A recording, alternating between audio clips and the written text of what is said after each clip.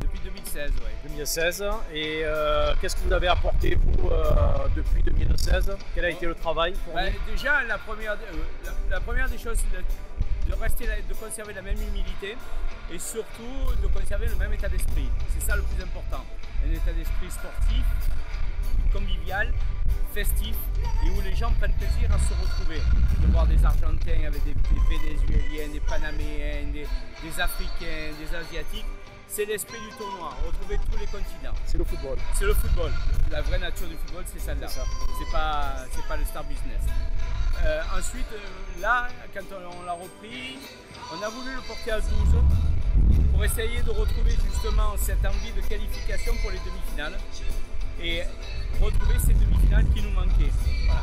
Et ensuite, d'être à 12, ça nous permet justement aussi de toujours avoir ces nations qu'on dit sont en voie de développement et qui peuvent apporter énormément. On l'a vu là avec le premier match d'aujourd'hui, Panama-Arabie Saoudite, le Panama qui gagne 4-2, qui au terme des 3 matchs à 5 points peut se qualifier ou peut encore faire obtenir un bon résultat. Et donc voilà, c'est ça l'esprit qu'on a voulu mettre en place et le fait d'être à 12, c'était une bonne chose. En plus, en 2017, on a pris la décision de migrer dans les Bouches-du-Rhône pour la bonne et simple raison que la ville d'Aubagne, avec qui nous sommes partenaires depuis plus de 32 ans, nous a offert la possibilité d'appartenir à la Marseille, capitale européenne du sport. D'accord. Voilà. Et donc nous, à travers ce que nous apporte Aubagne, ce que nous apportent des villes comme Salon, comme Vitrolles, comme Fos-sur-Mer, comme ce que nous apporte le conseil départemental des Bouches-du-Rhône et la région sud, Provence-Alpes-Côte d'Azur. Donc être dans les Bouches-du-Rhône, c'est quelque chose qui est pour nous très important. Bien sûr. Et j'ai vu que vous faisiez donc le tournoi féminin aussi. Oui, c'est quelque chose d'assez nouveau. C'est la 3e édition. Voilà, et ça a quelque chose qui marche. Vous avez de belles. Oui, on a le but.